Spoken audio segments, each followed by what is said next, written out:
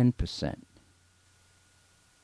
Mm. We don't need the 10%. Your schools aren't closing because of the 10%. Right. Your schools are closing because of the 65% that are not really learning. Right. So if you're going to have a program has got to be one which will address that need, the need for our kids as a whole to advance, as opposed to just taking a select few. The quote in the Bible I always use, I say, a physician doesn't need healing. And so what we do really need is a program that will address these youngsters. So our program, how we are able to prove what we're doing is through the debating system. Why? Because we debate against schools that are prep schools. Oh, wow. wow. Right? Yeah. We have prep schools that are in our program, but we have public schools too. And those public schools won the last 3 debates for the championship. Is that debate that your organization put on, is that debate held by New Jersey? Because I know at Oratory Prep they have this debate team. It's called a mock trial, where these kids go and they debate against other schools, and then they make it to the final, and then they become Union County championships, and then they go on to compete, overall in New Jersey. Is that something similar to that? It's similar to that. We're not part of the New Jersey board certified, but we are certified within the state of New York, and we are accredited. As a matter of fact, it's an elective in some of the schools. So this is a different type of program. But what happens is that we take the kids that are looked upon as reading challenged. So how do you get the kids? Do schools select those kids for you, or you? No. We don't do any selecting.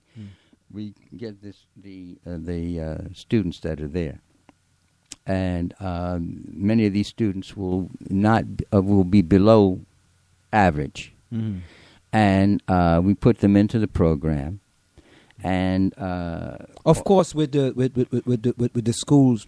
Of course, you're working yes, together with the school, and the school has to tell you that these are the kids we think could be part of the program. Now we have kids that volunteer for the program. Right. They come in the program because they've learned about it, and they want to involve themselves with it.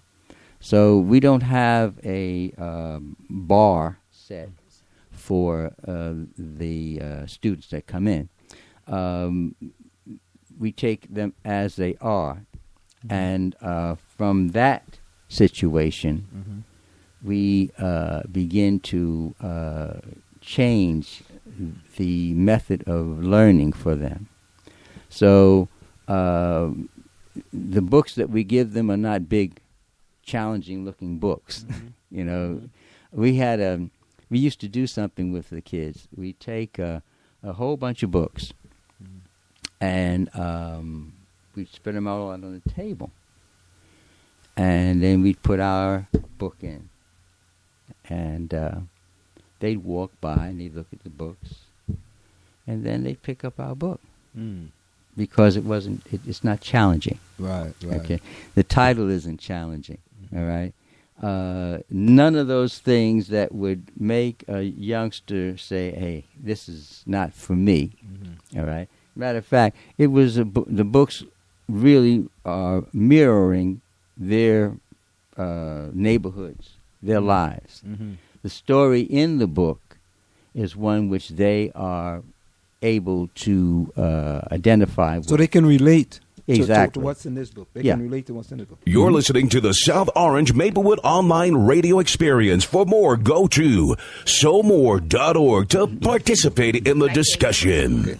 Okay, go ahead. Continue. So what happens is that because they are already familiar with what we're doing, and that it mirrors their lives in many ways, we can then introduce to them a method of getting them to debate on certain subjects. For instance, our books, they're like a primer. They will lead the kids into books like Dreams from My Father by Barack Obama. Right. They'll lead them into Is Cosby Right by Michael Eric Dyson. They'll lead them into the various types of books. They go from not reading any books to reading many books and researching many books. Their topics that they take on are not, pablum. They take on topics that are very, very, very interesting and challenging, such as Social Security, a Wall Street investment, or the topic Is Cosby Right, or plutocracy or democracy.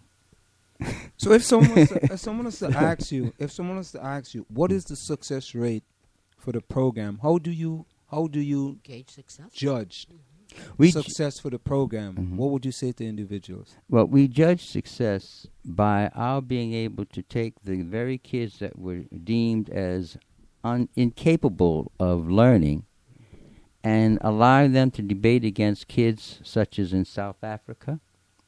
One of the best schools in South Africa, Monument Park in the Cape, and 2 debates. Our kids, the ones that they said were incapable of learning, they won. They took home what is called the World Leaders Trophy.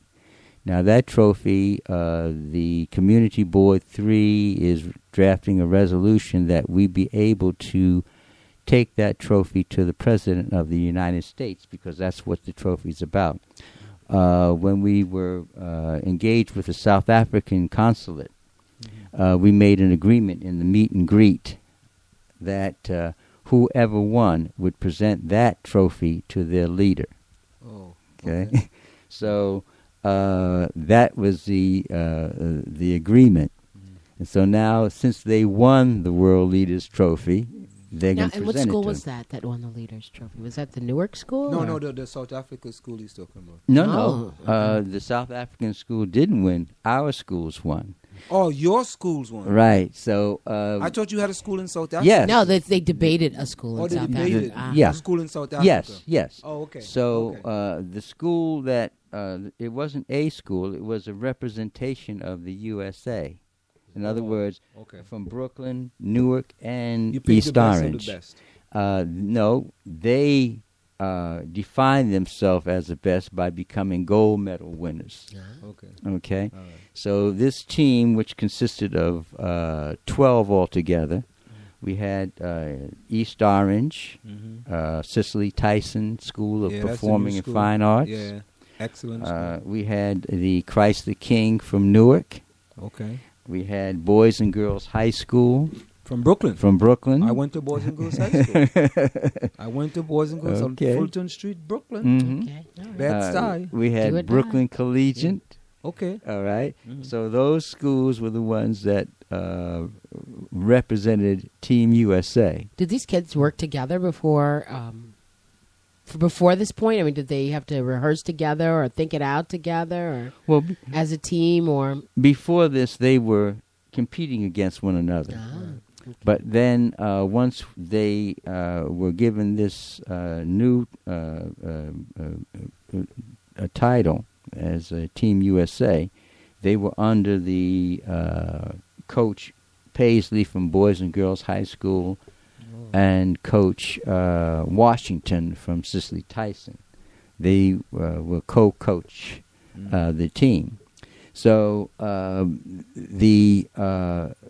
those kids had to combine their resources.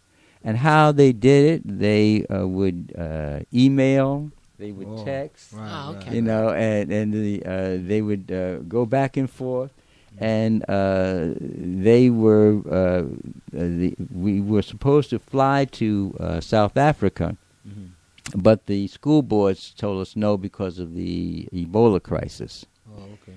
So I then turned to the State Department, and I went and spoke with the people in Washington, D.C., and they set up the ability for us to have the debate by Skype. A virtual debate. Exactly. Yeah. And so now the kids got the treat of being able to go to the State Department in New York, and they went to the State Department of New York, where they set them up in, the Skype room, and they got an experience of a lifetime just to be able to go through the State Department and see the modern technology they had in terms of being able to, in an instant, have them talking to the kids in South Africa. And the State Department in South Africa allowed those kids to go there. And so this debate took place, and it was a very, very interesting debate. Now, when did this happen? This happened January the 2nd. This year. And then the second debate happened on February February the 22nd.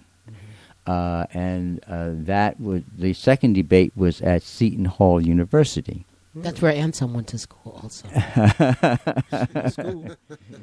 Where was it held? In Jubilee Hall?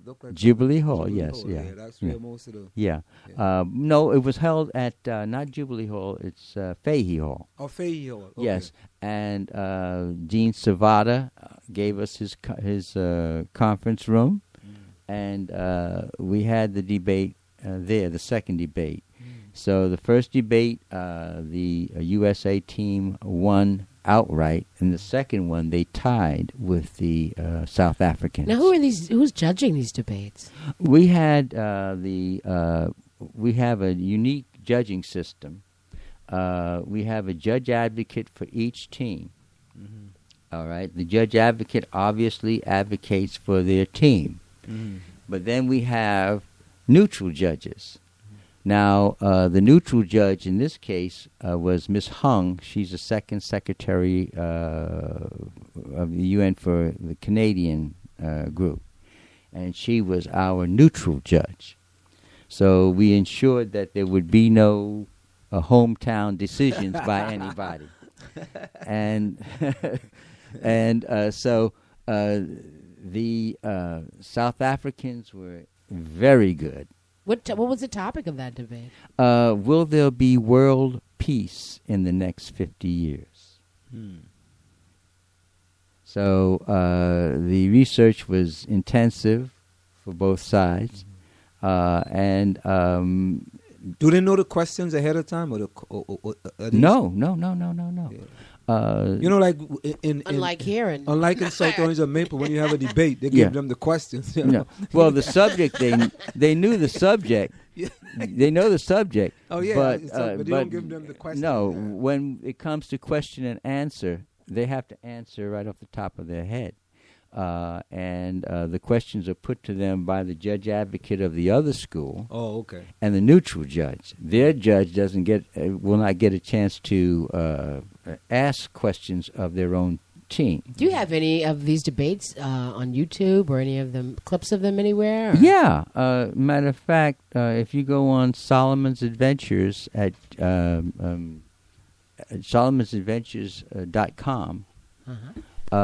You'll see they have a trailer, and you'll hear the debate. SOLOMAN. SOLOMON. SOLOMON. Solomon. Solomons. SOLOMN. Adventure. Adventure. Yeah. As a matter of fact,